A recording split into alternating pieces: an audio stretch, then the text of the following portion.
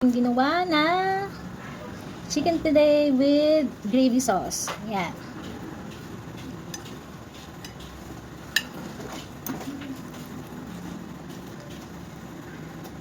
Okay, so for today's video, tara magluto ng chicken fillet with creamy gravy sauce. So this time, meron tayong chicken breast na 2 piraso na binili lang natin sa palengke na halagang 100 pesos. Tapos titimplahan na natin yan ng patis, pamintang durog, seasoning powder, garlic powder. Ayan. Maglalagay na rin tayo dito ng 2 kutsara ng all-purpose flour or harina. Tapos haluin lang natin itong magbuti para mag-well blend yung mga ingredients natin na nilagay.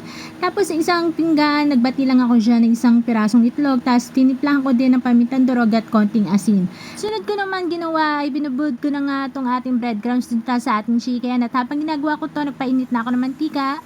Tapos, ayan, ready to fry na tayo ng ating chicken. At same procedure lang yung gagawin natin sa mga manok hanggang matapos tayo na magprito. At after nga ng ilang minuto mga Marcy, ayan, baliktarin na nga natin itong unang chicken na nilagay natin dito sa ating pan. Tapos mag-add na rin tayo ng isa pa. Tapos antay lang natin to mag crispy brown. Tapos pwede natin niya hanguin. Ayan, patuloy na natin sa paper towel. Maya-maya pa nga pwede natin baliktaran yung isang chicken hanggang maluto ito. Antay lang natin. And then, pwede na tayong magluto ng ating creamy gravy sauce. So ito na mga Marcy, sa isang maliit na pan, naglagay na nga tayo dyan ng butter. Tapos ng 2 tablespoon ng all-purpose flour or harina. Tapos haluin lang natin itong mabuti. At para nga maging mas makrimi itong ating gravy sauce, nag-add nga ako dito mga Marcy ng konting evaporated milk. And then, nag-add na rin tayo dyan ng konting water. Tapos ng pork cubes. At tiniplahan na nga natin yan ng paminta at konting garlic powder.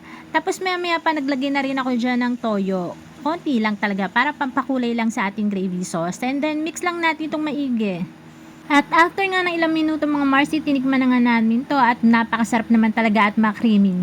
Try nyo na rin gumawa. Tapos maya pa nga ayan, pwede nating slice yung ating chicken. So yung ganitong ulam mga Marcy, magugustuhan talaga ng mga kids kung may mga anak kayo. Tapos pambaon din nila. So ayan, nire-ready ko na nga mga Marcy itong ating kakainin. Dahil gutom na rin ako at excited na ako matikman itong ating niluto.